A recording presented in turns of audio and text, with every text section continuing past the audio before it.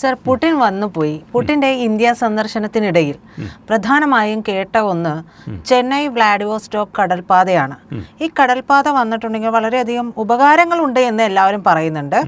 പക്ഷേ ആരും അതിനെക്കുറിച്ച് കാര്യമായിട്ട് സംസാരിച്ച് കാണുന്നില്ല. എങ്ങനെയാണ് ഈ ഒരു കടൽപ്പാത ഇന്ത്യക്കും റഷ്യക്കും ഇടയിൽ ഏറ്റവും പ്രധാനപ്പെട്ടതായിട്ട് മാറുക? പുടിൻ വന്നു പോയ അതിനിടയിൽ അതൊരു വലിയ ചർച്ച ആവാത്ത കാര്യമാണ്. അതിന് കാരണം എന്താണെന്ന് വെച്ചാൽ ഒരു വർഷം മുമ്പേ തന്നെ ഇതിൻ്റെ കാര്യങ്ങൾ മുന്നോട്ട് നീക്കിയിരുന്നു. കഴിഞ്ഞ ഒരു വർഷമായിട്ട് ഈ ഒരു കടൽപ്പാത വഴി ചരക്ക് നീക്കം എന്നുള്ളത് നമ്മൾ പ്ലാൻ ചെയ്ത് വെച്ചിരിക്കുന്നതാണ്. അതിൽ നിർണായകമായൊരു കാര്യമെന്ന് പറയുന്നത് ചെന്നൈയിൽ നിന്നാണ് തുടങ്ങുന്നത്. ചെന്നൈ, സത്യം പറഞ്ഞാൽ ചെന്നൈ എന്ന് പറയുമ്പോൾ പോലും ഇത് ചെന്നൈയാണ് ഇതിലൊരു നമ്മുടെ മെയിൻ പോർട്ടായിട്ട് വെച്ചേക്കുന്നത്. റഷ്യയിൽ വ്ളാഡിവോസ്റ്റോക്കും. ഇത് പോകുന്നത് എങ്ങനെയെന്ന് ചോദിച്ചാൽ കിഴക്ക് വശത്തേക്കാണ്. മറ്റേത് നമ്മുടെ കൂടുതൽ വ്യാപാരങ്ങൾ പടിഞ്ഞാറ് ഭാഗത്തേക്കായിരുന്നു. റഷ്യയിലേക്കാണെങ്കിലും സൂയസ് കനാൽ വഴി പോകുന്ന രീതിയാണ് ഉള്ളത്. ഏതാണ്ട് 40 ദിവസം വരെ സമയമെടുക്കും സൂയസ് കനാൽ വഴി ചരക്ക് നീക്കം നടത്താനായിട്ട്. അതിനേക്കാളും 15 അല്ലെങ്കിൽ 20 ദിവസം കുറവാണ് വ്ളാഡിവോസ്റ്റോക്കിലേക്ക് നമ്മൾ കിഴക്ക് ഭാഗത്തൂടെ. അതെങ്ങനെ പോകുമെന്ന് ചോദിച്ചാൽ ചെന്നൈയിൽ നിന്ന് പോകുന്ന കപ്പൽ ബംഗാൾ കടൽ കടന്ന് ഇന്ത്യൻ മഹാസമുദ്രത്തിൽ പ്രവേശിച്ച് മലാക്ക കടലിൻ്റെ കൂടെ മറുവശത്തേക്ക് കടന്നിട്ട് പസഫിക് സമുദ്രത്തിലെത്തുന്നു.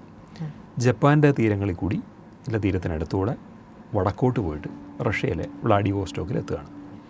ഈ മലാക്ക കടലിടുക്കിൽ പ്രശ്നം ഉണ്ടാവില്ലേ? മലാക്ക കടലിടുക്ക് ഒരു പഴയ കടൽ കൊള്ളക്കാരുടെ സങ്കേതം എന്നറിയപ്പെടുന്ന പ്രശസ്തമായൊരു ബ്ലാക്ക് മാർക്കുള്ള ഏരിയയാണ്.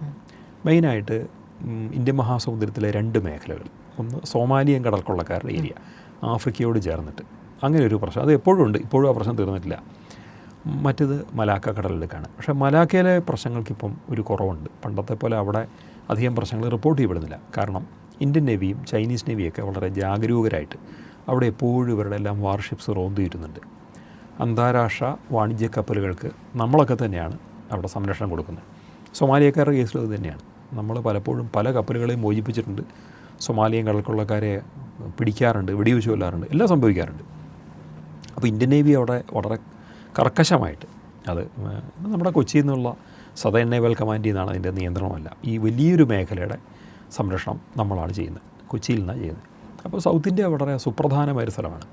ഒരർത്ഥത്തിൽ നോർത്ത് ഇന്ത്യയെക്കാളും തന്ത്രപ്രധാനമാണ് സൗത്ത് ഇന്ത്യ. വാണിജ്യപരമായിട്ട് നോക്കുകയാണെങ്കിലും ഇതേ പ്രാധാന്യമുണ്ട്. ആ പ്രാധാന്യം ഏറ്റവും കൂടുതൽ എന്നുള്ളത് ഇപ്പോൾ ഇതിൽ വരാൻ പോകുന്നത് ചെന്നൈക്കാണ്. ചെന്നൈ എന്ന് പറയുന്ന നഗരം, അവിടുത്തെ ശ്രീപെരുമ്പുതൂർ വ്യവസായ മേഖല എന്ന് പറഞ്ഞാൽ അവിടെ ഹ്യുണ്ടൈ കാറിൻ്റെ ഉൽപ്പാദനം അവിടെയാണ്. അവിടുന്ന് 84ഓളം രാജ്യങ്ങളിലേക്കാണ് കാറ് കയറ്റി പോകുന്നത്. ചെന്നൈയിലെ ശ്രീപെരുമ്പുത്തൂരുള്ള ഹ്യുണ്ടൈയുടെ ഫാക്ടറിയിൽ നിന്ന് കാറുകൾ ഇന്ത്യയിൽ നിന്ന് എക്സ്പോർട്ട് ചെയ്യുന്നത് ഹ്യുണ്ടൈയുടെ കൊറിയൻ കമ്പനിയാണ് ഹ്യുണ്ടൈ. അവിടെ അവർക്ക് വലിയൊരു ഏരിയ ഉണ്ട്. അവിടെ ആദ്യം 20 വർഷത്തേക്ക് ലീസിന് കൊടുത്തേക്കായിരുന്നു, വീണ്ടും 20 വർഷത്തേക്ക് ദീർഘിപ്പിച്ചിട്ടുണ്ട്. ഇപ്പോൾ ഇലക്ട്രിക് കാറുകൾ അവർ പ്രൊഡ്യൂസ് ചെയ്ത് തുടങ്ങുകയാണ്. ഇത് ഇത്രയും രാജ്യങ്ങളിലേക്ക് അവിടുന്ന് പോകുന്നു. അതുകൊണ്ട് തന്നെ തമിഴ്നാട്ടിൽ ചരക്ക് നീക്കത്തിന് വേണ്ടിയിട്ട് കുറച്ച് സർക്കാരുകൾ, കേന്ദ്ര സർക്കാരൊക്കെ ഇടപെട്ടിട്ട് കുറേ റോഡുകൾ പുതുതായിട്ട് നിർമ്മിക്കുന്നുണ്ട്. അതായത് ഫാക്ടറികളെയും പോർട്ടിനെയും തമ്മിൽ കണക്ട് ചെയ്യാനായിട്ട്.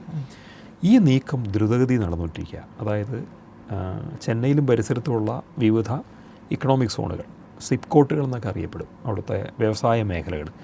ഈ വ്യവസായ മേഖലകളിൽ നിന്ന് അതിവേഗം ചെന്നൈ കടൽ പോർട്ടിലേക്ക് എത്താൻ വേണ്ടിയിട്ട്, തുറമുഖത്തേക്ക് എത്താൻ വേണ്ടിയിട്ട് പുതിയ പാതകൾ പണിയുന്നു, ബൈപ്പാസ് പണിയുന്നു, അതിവേഗ ചരക്ക് നീക്കത്തിന് വേണ്ടിയിട്ടാണ്. അത് നടന്നുകൊണ്ടിരിക്കുകയാണ്. ഇത് ചെന്നൈയിലൊക്കെ താമസിക്കുന്നവർക്ക് കുറച്ച് വിസിബിളായിരിക്കും ഇപ്പോൾ നടന്നുകൊണ്ടിരിക്കുന്ന വർക്കുകൾ എന്താണെന്നുള്ളത്. അത് കഴിയുന്നതോടെ, അത് പൂർത്തിയാകുമ്പോഴാണ് ഈ ശരിക്ക് കടൽപ്പാതയുടെ ചരക്ക് നീക്കത്തിൻ്റെ ആരംഭമാവുക. കാരണം ഇങ്ങനൊരു കടൽപ്പാത ഉണ്ടാകുമ്പം അത് കൃത്യമായിട്ട് ശരിയായ രീതിയിൽ ലാഭം തരണമെങ്കിൽ അവിടെ കണ്ടിന്യൂസ്ലി ചരക്ക് നീക്കം ഉണ്ടാവണം. അതുണ്ടാവണമെങ്കിൽ ഇടതടവില്ലാണ്ട് ചരക്ക് നീക്കത്തിനുള്ള സംവിധാനങ്ങൾ ആദ്യം കരയിലും ഉണ്ടാവണം. കപ്പൽ കൊണ്ട് നിറയ്ക്കണമല്ലോ, അതാണ് ആദ്യത്തെ. അത് ഇന്ത്യയിൽ സംഭവിക്കുന്ന പോലെ റഷ്യയിലും വേണം. വ്ളാഡിവോസ്റ്റോക്കിലും ഇതിന് സമാനമായിട്ടുള്ള വർക്ക് നടക്കാനുണ്ട്. അതൊന്ന്. 2, എന്തൊക്കെ സാധനങ്ങളാണ് നമ്മൾ ഇവിടുന്ന് അങ്ങോട്ട് കൊണ്ടുപോകുന്നത്, അവിടുന്ന് എന്തൊക്കെ ഇങ്ങോട്ട് വരുന്നു, ഇങ്ങോട്ട് വരുന്ന സാധനങ്ങൾ എവിടെയൊക്കെ ശേഖരിക്കപ്പെടും എന്നുള്ളതിന് രണ്ടാമത്തെ കാര്യം. അപ്പോൾ നമ്മൾ ഇങ്ങോട്ട് കൊണ്ടുവരാൻ പോകുന്നത് പ്രധാനമായിട്ടും റഷ്യൻ ഓയിലാണ്. പിന്നെ പ്രകൃതിവാതകം, പിന്നെ കൽക്കരി പോലുള്ള സംഭവങ്ങൾ, അതുപോലെ വജ്രം, ഇങ്ങനെ പലതും അവിടുന്ന് വരാനുണ്ട്. അതൊക്കെ ഇങ്ങോട്ട് വരും. അപ്പോൾ ഇതെല്ലാം വരുന്നത് ചെന്നൈയിലായിരിക്കുമോ എന്ന് ചോദിച്ചാൽ ചെന്നൈ മാത്രം ആവണമെന്നില്ല. അത് കൽക്കട്ടയ്ക്കാവാം, വിശാഖപട്ടണത്തേക്കാവാം, ഇനി വിഴിഞ്ഞത്തേക്ക് വരെ ആവാം. കേരളത്തിൽ പോലും ഗുണകരമാകും ഇങ്ങനെ കടൽപ്പാത വന്നാൽ. ഒന്നാമത് റഷ്യയിലേക്കും ആ മേഖലകളിലേക്കുള്ള ചരക്ക് നീക്കത്തിന് വളരെയധികം സ്പീഡ് കൂടും, സമയലാഭം കിട്ടും, ദൂരം കുറയുന്നു. 1500 കിലോമീറ്റർ കൊണ്ട് കപ്പലുകൾ സഞ്ചരിച്ച് എത്തേണ്ട സ്ഥലത്ത് എത്തുകയാണ്. അവിടെ പെട്ടെന്ന് ചരക്ക് ഇറക്കാൻ പറ്റുക, അടുത്ത ചരക്ക് നിറയ്ക്കുക, തിരിച്ചു വരിക, ഇങ്ങനെയുള്ള തരത്തിൽ അതിവേഗത്തിൽ നീങ്ങുന്നതിനുള്ള ഇൻഫ്രാസ്ട്രക്ചർ രണ്ടിടത്തും ഒരുങ്ങാനുണ്ട്. ഇത് ഒരുങ്ങുക എന്നുള്ളതാണ് ആദ്യപടി. ഇത് ആകുന്നതോടെ ഈ പാത പൂർണ്ണമായിട്ടും പ്രവർത്തന സജ്ജമാകും. അതിൻ്റെ ഗുണം വരാൻ പോകുന്നത് ഒന്ന് തമിഴ്നാട്ടിലാണ്, മറ്റൊന്ന് ആന്ധ്രയിലാണ്, പിന്നെ കേരളത്തിൽ തന്നെയുണ്ട്. വിഴിഞ്ഞം പോർട്ട് വരുമ്പോൾ വിഴിഞ്ഞം പോർട്ടിൽ നിന്ന് തന്നെ പല സാധനങ്ങളും ചെന്നൈ പോർട്ടിലേക്ക് ഒരു ഹൈവേ വഴി കൊണ്ടുപോകേണ്ടതുണ്ടാവും. ഈ 2 പോർട്ടുകൾക്ക് ഇടയ്ക്ക് അനേകം വ്യവസായശാലകൾ പുതുതായിട്ട് വരേണ്ടി വരും. ആന്ധ്രയിൽ നിന്നൊക്കെയുള്ള പല വസ്തുക്കളും അങ്ങോട്ട് പോകും. കൽക്കട്ട, അതുപോലെ തന്നെ ആന്ധ്ര, തമിഴ്നാട്, ഈ 3 സ്റ്റേറ്റുകൾക്ക്, കൽക്കട്ട എന്ന് പറയുമ്പോൾ വെസ്റ്റ് ബംഗാൾ, ആന്ധ്ര, തമിഴ്നാട്, ഈ 3 കടൽത്തീര സ്റ്റേറ്റുകൾക്ക് വളരെയധികം ഗുണം കിട്ടാൻ പോകുന്ന ഒന്നാണിത്. കാരണം ഇവിടെ നിന്നെല്ലാമുള്ള വ്യവസായ വസ്തുക്കൾ നിറച്ച, ഉൽപ്പന്നങ്ങൾ നിറച്ച കപ്പലുകൾക്ക് ഈ പാതയിലേക്ക് നേരിട്ട് പ്രവേശിക്കാം. റഷ്യയിലേക്കോ ആ മേഖലകളിലേക്കുള്ള മറ്റു രാജ്യങ്ങളിലേക്കോ പോകുന്നതിന് തടസ്സമില്ല. അപ്പോൾ പിന്നെ റഷ്യയ്ക്ക് നമ്മുടെ സാധനങ്ങൾ എന്തൊക്കെ ആവശ്യമുണ്ടെന്ന് ചോദിച്ചാൽ ഭക്ഷ്യവസ്തുക്കൾ ഉൾപ്പെടെ പലതും വേണം. നിലവിൽ റഷ്യയ്ക്ക് ഉപരോധ ഭീഷണിയുണ്ട്. അതുകൊണ്ട് തന്നെ അവിടെ പലതിലും ക്ഷാമമുണ്ട്. ഈ ക്ഷാമമുള്ള എല്ലാ വസ്തുക്കളും നമ്മളോട് എത്തിക്കേണ്ടതാണ്. ഒരു പരിധി എനിക്ക് തോന്നിയത് റഷ്യയിലേക്ക് ക്ഷാമം വന്നപ്പോഴാണ് ഇതിനെക്കുറിച്ച് കൂടുതൽ ആലോചിക്കാൻ തുടങ്ങിയത്. ഉക്രൈൻ യുദ്ധം വരികയും ഉപരോധങ്ങൾ അടിച്ചേൽപ്പിക്കുകയും ചെയ്തപ്പം റഷ്യയ്ക്ക് പല കാര്യത്തിലും ഇന്ത്യയുടെ കൂടുതൽ ഹെൽപ്പ് വേണ്ടി വന്നു. അപ്പം ചരക്ക് നീക്കങ്ങൾ സൂയസ് കനാൽ വഴി, പടിഞ്ഞാറൻ പാത വഴിയാണെങ്കിൽ തടസ്സപ്പെടാം. നാറ്റോയുടെ ഉപരോധം വരാം, ആക്രമണങ്ങൾ വരാം. റഷ്യയിലേക്കുള്ള നമ്മുടെ തന്നെ ഒരു കപ്പലിനെ അബദ്ധം പറ്റിയെന്ന് പറഞ്ഞ് വേണേൽ ആക്രമിക്കാം അവർക്ക്. നമുക്ക് വലിയ നഷ്ടം ഉണ്ടാകും.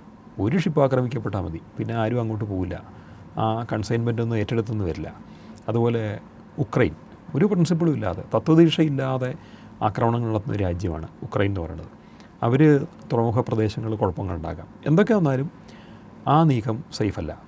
പിന്നെ വേറൊരു പാത, അത് ഇറാനും അസർബൈജാനും വഴി റഷ്യയിലേക്ക് ഇന്ത്യ അതും പ്ലാൻ ചെയ്യുന്നുണ്ട്. പക്ഷേ അതൊന്നും ആയിട്ടില്ല. അത് കൂടുതലും കരമാർഗ്ഗമാണ് വരേണ്ടത്. അപ്പോൾ കരയിലൊത്തിരി റോഡുകൾ പല രാജ്യങ്ങളിലായിട്ട് പണിത് വരാനുണ്ട്. അത് മുന്നോട്ട് പൂർണ്ണമായിട്ടും പോകാത്തതുകൊണ്ട് നമുക്ക് അവിടെ ഒരു പ്രശ്നമുണ്ട്. പക്ഷേ മറുവശത്ത് ഇപ്പം കുറച്ചുകൂടെ എളുപ്പമാണ്. റഷ്യയിലും ഇന്ത്യയിലുമായിട്ട് കൃത്യമായ ചില പോർട്ടുകൾ ഡെവലപ്പ് ചെയ്യുക, ഇൻഫ്രാസ്ട്രക്ചർ ഡെവലപ്പ് ചെയ്യുക, ഇതിലേക്ക് വേണ്ടുന്ന കമ്പനികൾ കഴിയുന്നതിൻ്റെ പരിസരത്ത് കൊണ്ടുവരിക, ഇല്ലെങ്കിൽ ചരക്ക് നീക്കം നമ്മൾ സുഗമമാക്കുക, കര വഴിയുള്ളത് അങ്ങനെ ആക്കി പോർട്ടിലെത്തിച്ചു കഴിഞ്ഞാൽ പിന്നെ കപ്പൽ വഴി കൊണ്ടുപോവുക. മൊത്തത്തിലത് സമയലാഭം ഉണ്ടാകും. നമുക്ക് വേണ്ടുന്ന വസ്തുക്കൾ പുറമേ നിന്നുള്ളൊരു ഫോഴ്സിൻ്റെ ഇടപെടലിൻ്റെ പ്രശ്നമില്ലാതെ, അതായത് അമേരിക്കൻ ഉപരോധത്തിൻ്റെയോ നാറ്റോയുടെ യുദ്ധപ്രഖ്യാപനത്തിൻ്റെയോ റഷ്യയുടെ മറ്റ് യൂറോപ്യൻ ശത്രുക്കളുടെയോ ഒന്നും പ്രശ്നമില്ലാണ്ട് മുന്നോട്ട് നീക്കാൻ പറ്റും. ഇപ്പോഴും ഉപരോധം ഉണ്ടായിട്ട് പോലും നമ്മൾ റഷ്യയിൽ നിന്ന് ക്രൂഡ് ഇറക്കുന്നുണ്ടല്ലോ. ഉണ്ട്, അതെ. അപ്പോഴും ഇന്ത്യക്ക് ഒഴിവാക്കാൻ പറ്റില്ല. കാരണം എന്താണെന്ന് വെച്ചാൽ ഒന്ന് ഏറ്റവും വില കുറഞ്ഞ ക്രൂഡ് നമുക്ക് കിട്ടുകയാണ്. ഇപ്പം നമ്മൾ റഷ്യൻ ക്രൂഡ് എടുത്തില്ലായിരുന്നുവെങ്കിൽ എന്ത് സംഭവിക്കുമായിരുന്നു എന്ന് ചിന്തിച്ചാൽ നമുക്കൊരു കാര്യം പിടികിട്ടും. റഷ്യൻ ക്രൂഡ് ഇന്ത്യ എടുക്കാൻ ആലോചിക്കുന്ന സമയത്ത് ശരിക്കും പറഞ്ഞാൽ ആഗോള എണ്ണ വ്യാപാരം നിയന്ത്രിക്കുന്ന അമേരിക്കൻ ഡീപ് സ്റ്റേറ്റ് അവർ ചില പുതിയ പദ്ധതികളിലായിരുന്നു. അതായത് എണ്ണയുടെ വില കൂട്ടുക. ഇപ്പോൾ നമ്മൾ നോക്കുക, ഡോളറിൻ്റെ വില കൂടിക്കൂടി പോകും. ഡോളറിൻ്റെ വില കൂടുമ്പോൾ അതനുസരിച്ച് എണ്ണയുടെ വിലയും കൂടി നിൽക്കണം. ഇതൊരു ഇക്വേഷനാണ്. പണ്ട് തൊട്ടേ ഏതാണ്ട് ഒരു അനുപാതത്തിലാണ് മുന്നോട്ട് പോകണേ. സ്വർണ്ണവിലയും വളരെ കൂടി. അതിൻ്റെ അനുപാതത്തിൽ വേണം കൂടി നിൽക്കാൻ. സ്വർണ്ണവിലയുടെ അനുപാതത്തിലാണ് പെട്രോളിയം വില കൂടുന്നതെങ്കിൽ ഇന്ന് 105 രൂപയ്ക്ക് വിറ്റാൽ പോരാ, 500 രൂപയ്ക്കും വിൽക്കേണ്ടി വരും. അതായത് അവരുടെ ഉദ്ദേശം അതൊക്കെ തന്നെയാണ്. ഈ ഡീപ് സ്റ്റേറ്റിലുള്ള ഇൻഡസ്ട്രീസിൻ്റെയും അതിലുള്ള മറ്റ് വാണിജ്യ താല്പര്യക്കാരുടെ ഉദ്ദേശങ്ങളെന്ന് പറഞ്ഞാൽ വില കൂടുക എന്നുള്ളതാണ് പെട്രോളിയത്തിൻ്റെ. നമ്മൾ എത്ര രൂപയ്ക്ക് മേടിക്കുന്നു, ഇവിടെ നമുക്കതുകൊണ്ട് ദുരിതം ഉണ്ടാകുന്നു, അതല്ല അവരുടെ പ്രശ്നം. വില കൂട്ടുക. അപ്പോഴാണ് എണ്ണ ഉൽപ്പാദക രാജ്യങ്ങൾക്കും എണ്ണയുടെ വിപണനം നടത്തുന്ന ഏജൻസി രാജ്യങ്ങൾക്കും വളരെയധികം ലാഭം ഉണ്ടാകുന്നത്. അതിൽ ലാഭം ഉണ്ടാക്കുന്നത് യൂറോപ്പും അമേരിക്കയാണ്. ഇസ്രായേലും ഉണ്ട്. ഇസ്രായേൽ, യൂറോപ്പ്, അമേരിക്ക, ഇവരൊക്കെയാണ് അതിനകത്ത് ലാഭം ഉണ്ടാക്കുന്നത്. പ്രധാനമായിട്ടും ജൂതന്മാർ ധാരാളം ഇൻവെസ്റ്റ് ചെയ്തിരിക്കുന്ന മേഖലകളാണ് അവരുടെ വലിയ കമ്പനികൾ. അവരാണ് എണ്ണ ഉൽപ്പാദക രാജ്യങ്ങളെപ്പോലും രാഷ്ട്രീയമായിട്ട് നിയന്ത്രിക്കുന്നത്. അപ്പോൾ അവരെന്തുകൊണ്ടാണ് നിയന്ത്രണത്തിന് നിന്ന് കൊടുക്കുന്നത് ചോദിച്ചാൽ എണ്ണ വില വർദ്ധിച്ച് അവർക്ക് അതിൻ്റെ ലാഭമുണ്ട്. അവിടെ ഭരിക്കുന്ന രാജാക്കന്മാരുടെ കുടുംബസ്വത്തായിട്ടാണല്ലോ ഇതൊക്കെ വെച്ചിരിക്കുന്നത്. അവർക്ക് വലിയ ലാഭങ്ങളുണ്ട്, സാമ്പത്തിക ലാഭവും രാഷ്ട്രീയ ലാഭവും എല്ലാം ഉണ്ട്. അപ്പോൾ ഇത് ഇന്ത്യയുടെ പാവപ്പെട്ട ജനതയല്ല യുവമാരുടെ തന്ത്രത്തിൻ്റെ ദുരിതം അനുഭവിക്കേണ്ടത്. ഇത് വില കൂടാൻ പാടില്ല. അങ്ങനെ വില കൂടാൻ പാടില്ല എന്നുള്ള വിശ്വാസത്തിൽ നിന്നാണ് നമ്മൾ റഷ്യയുടെ എണ്ണ എടുക്കുന്നത്. കുറഞ്ഞ വിലയ്ക്ക് നമുക്ക് അവിടുന്ന് എണ്ണ ലഭിക്കണം. ഒന്ന്, ഇവിടുത്തെ ജനങ്ങൾക്ക് ഫ്യൂവലിൻ്റെ വില കൂടുന്നതിൻ്റെ ദുരിതം അനുഭവിക്കാൻ പാടില്ല. ഇപ്പോൾ ഉപരോധം കാരണം യൂറോപ്പ് അനുഭവിച്ചുകൊണ്ടിരിക്കുക. യൂറോപ്പിലെ ജനങ്ങൾ മുഴുവൻ അനുഭവിക്കുന്നുണ്ട്. കാരണം അവർ റഷ്യയിൽ നിന്നായിരുന്നു അവർക്ക് ഫ്യൂവൽ വന്നുകൊണ്ടിരുന്നത്. ഉപരോധം കാരണം പലയിടത്തേക്കും കൊടുക്കുന്നില്ല. ഇപ്പോൾ എന്തായി? വിലക്കയറ്റം, എല്ലാം വിലക്കയറ്റം, എല്ലാ സാധനങ്ങൾക്കും. കാരണം ഉൽപ്പാദനത്തിന് ആവശ്യമുള്ള ഫ്യൂവൽ വലുതും കിട്ടുന്നില്ല, പ്രകൃതിവാദം കിട്ടുന്നില്ല. ഇങ്ങനെയൊക്കെയുള്ള വിഷയം ഇവിടെ വന്നിട്ടുണ്ട്. നമ്മളെന്തിനാണ് അവൻ്റെ സ്വാർത്ഥയുടെ യുദ്ധത്തിൻ്റെ ഇരയാവുന്നത്? നമ്മളിവിടെ നമുക്ക് നമ്മുടെ കാര്യം നടക്കണം. ഇന്ത്യക്ക് ഇന്ത്യയുടേതായിട്ടുള്ള ആഭ്യന്തര ആവശ്യങ്ങളുണ്ട്. അതിന് ഇന്ത്യക്ക് വേറെ ആരുടെയും മുഖമോ ദുർമുഖമോ ഇന്ത്യ കാണേണ്ട ആവശ്യമില്ല. അതിന് ആരാണോ നമുക്ക് ഏറ്റവും കുറഞ്ഞ വിലയ്ക്ക് ക്രൂഡ് തരുന്നത് അവരുടെ കയ്യിൽ നമ്മൾ എടുക്കും. ചിലപ്പോൾ അമേരിക്ക തരും. ഇനി സൗദി പ്രഖ്യാപിക്കുക റഷ്യയൊക്കെ താഴ്ന്ന വിലയ്ക്ക് ഞങ്ങൾ തരുമെന്ന് പറഞ്ഞാൽ നമ്മളെടുക്കും. എടുക്കണം, അതാണ് അതിൻ്റെ ശരി. അത് റിസർവിൽ സൂക്ഷിക്കണമെങ്കിൽ സൂക്ഷിക്കണം. ഇങ്ങനെയൊക്കെ ഉള്ളപ്പം നമുക്ക് ഇവരുടെ ഒന്നും തന്നെ നയങ്ങളെന്തോ നോക്കേണ്ട ആവശ്യമില്ല. നമ്മൾ നോക്കേണ്ടത് നമ്മുടെ രാജ്യത്തിന് ഗുണം വരുന്ന, അതാണ് ഇന്ത്യ ചെയ്തുകൊണ്ടിരിക്കുന്നത്. ഇന്ത്യയിലെ ജനങ്ങൾക്ക് കുറഞ്ഞ വിലയ്ക്ക് ക്രൂഡ് കിട്ടുമെങ്കിൽ അത് ഈ രാജ്യത്തിൻ്റെ വികസനത്തിന് അതിൻ്റെ പണം ഉപയോഗിക്കാൻ പറ്റുമെങ്കിൽ അത് തന്നെ ഇന്ത്യ ചെയ്യും. സർ, അങ്ങനെയാണെങ്കിൽ ഒരു കാര്യം കൂടി ചോദിച്ചുകൊണ്ട് ഞാനിത് നിർത്താം. ഈ ഒരു മലാക്ക കടലിടുക്കിലൂടെ പോകുന്ന വഴിയിൽ ഉത്തര കൊറിയ കൂടി വരുന്നുണ്ടല്ലോ, ഉണ്ട്. അത് നമുക്ക് ഭീഷണിയാവും? ഉത്തര കൊറിയ ഒരിക്കലും ഇന്ത്യക്ക് ഭീഷണിയല്ല. ഉത്തര കൊറിയ വേറെ ആർക്കൊക്കെ ഭീഷണിയാണെങ്കിലും ഇന്ത്യക്ക് ഭീഷണിയല്ല. പലരും ആലോചിക്കുക എന്തുകൊണ്ട് അങ്ങനെയല്ല. കാരണം പത്രങ്ങളിൽ മാധ്യമങ്ങളിലും എല്ലാം ഉത്തര കൊറിയയെക്കുറിച്ച് വളരെ ഭീകരവും ബീഭത്സവുമായിട്ടുള്ള പിക്ചറൈസേഷനാണുള്ളത്. സ്വന്തം അമ്മാവനെ പട്ടിക്കിട്ട് കടിച്ചു കയറി കൊല്ലാൻ കൊടുത്ത അനന്തരവും ഭരിക്കുന്ന നാടെന്നൊക്കെ പറഞ്ഞു. അത് അവർ തമ്മിലുള്ള കുടുംബ പ്രശ്നം, ആഭ്യന്തര പ്രശ്നമാണ്. ഞാൻ ചോദിച്ചോട്ടെ, ലോകത്ത് പല പല രാജ്യങ്ങളും ചിലപ്പം ഇന്ത്യൻ നേതാക്കന്മാരെക്കുറിച്ച്, പ്രത്യേകിച്ച് മോഡിയെക്കുറിച്ച് അനുകൂലമായിട്ട് എതിർപ്പായിട്ടും കമൻറ്റ് ചെയ്തിട്ടുണ്ട്. പാകിസ്ഥാൻ്റെയും ടർക്കിയുടെയും നേതാക്കന്മാർ എതിർത്ത് പറയുന്നു മോഡിയെ, മറ്റു പലയിടത്തും വളരെ അനുകൂലിച്ച് പറയുന്നു. ഉത്തര കൊറിയയിലെ ഭരണാധികാരി ഇതുവരെ ഇന്ത്യക്കാരെക്കുറിച്ച് എന്തെങ്കിലും കമൻറ്റ് ചെയ്യണം നമ്മൾ കേട്ടിട്ടുണ്ടോ? അതവൻ്റെ ആവശ്യമല്ല, അവൻ്റെ ലക്ഷ്യത്തിലും വരില്ല. അവൻ അമേരിക്കക്കാരെക്കുറിച്ച് പറയുമായിരിക്കും, യൂറോപ്യൻസിനെ കുറിച്ച് പറയുമായിരിക്കും, ഇന്ത്യയെക്കുറിച്ച് പറയില്ല. മറ്റൊരു സുപ്രധാന കാര്യം എന്തെന്ന് ചോദിച്ചാൽ അധികം പേര് ശ്രദ്ധിക്കാത്തൊരു കാര്യമാണ്. 2016 വരെ ഉത്തര കൊറിയയുടെ ഏറ്റവും വലിയ വ്യാപാര പങ്കാളി ഇന്ത്യയായിരുന്നു. അതെന്തൊക്കെ ഉൽപ്പന്നങ്ങൾ നമുക്കറിയില്ല, പക്ഷേ അവൻ്റെ ഉൽപ്പന്നങ്ങൾ നമ്മൾ എടുത്തിരുന്നു. വെറുതെ ഇൻ്റർനെറ്റിൽ സെർച്ച് ചെയ്ത് നോക്കിക്കോളൂ, ഈ ഫാക്റ്റ് കാണാൻ പറ്റും. 2016 ഉത്തര കൊറിയയ്ക്ക് മുകളിൽ അടിച്ചേൽപ്പിക്കപ്പെട്ട വലിയ ഉപരോധങ്ങൾ കാരണം അവരുമായിട്ട് കച്ചവടം നടത്താൻ നമുക്ക് പറ്റാത്തതുകൊണ്ടാണ് ആ കച്ചവടം ഇപ്പോൾ നടക്കാത്തത്. അല്ലാതെ നമ്മളവനുമായിട്ട് കൂട്ടുകെട്ടിയതുകൊണ്ടല്ല. നമ്മളവരുമായിട്ട് യാതൊരു വിധത്തിലുള്ള തമ്മിത്തല്ലുമില്ല. എങ്ങനെ സഹകരിക്കാൻ പറ്റുമോ സഹകരിക്കാനെന്ന് മാത്രമേ നമ്മൾ ചിന്തിക്കുന്നുള്ളൂ. അവരുടെ രാഷ്ട്രീയം കമ്മ്യൂണിസ്റ്റ് രാഷ്ട്രീയമാണെന്നോ അവിടെ ഭരിക്കണ ഏകാധിപതിയാണെന്നോ അവിടെ നമ്മൾ എന്താ പറയുക, നമ്മുടെ മുന്നിൽ പോർട്രേ ചെയ്യപ്പെട്ടുള്ള, വരച്ച് കാണിക്കപ്പെട്ടുള്ള ഭീകരമായ യാഥാർത്ഥ്യങ്ങൾ അവിടെ ഉണ്ടെന്നോ ഇല്ലെന്നോ ഇതൊന്നും നമ്മുടെ പ്രശ്നമല്ല. അവൻ്റെ ഒരു ഉൽപ്പന്നം നമുക്ക് വേണമെങ്കിൽ നമ്മൾ വാങ്ങും. നമ്മുടെ ഭാഗത്തുനിന്ന് വല്ലതും അവന് വേണമെങ്കിൽ നമ്മൾ കൊടുക്കും. രാജ്യാന്തര വ്യാപാരത്തിലുള്ള മര്യാദയാണ് നമ്മൾ നോക്കുക. നമ്മുടെ മാന്യതയും മര്യാദയും അവനും അറിയാം. അവനൊരു കുഴപ്പമുണ്ടാക്കില്ല. അങ്ങനെ കുഴപ്പമുണ്ടാക്കാൻ, ഇന്ത്യക്ക് വരെ കുഴപ്പമുണ്ടാക്കാൻ താല്പര്യപ്പെടുന്ന ഒരു രാഷ്ട്രമല്ല ഉത്തര കൊറിയ. അതുകൊണ്ട് അവിടെ ആ പാതയിൽ ഒരു പ്രശ്നം ഉണ്ടാകാൻ പോകില്ല. ഇതാണ് വാസ്തവം.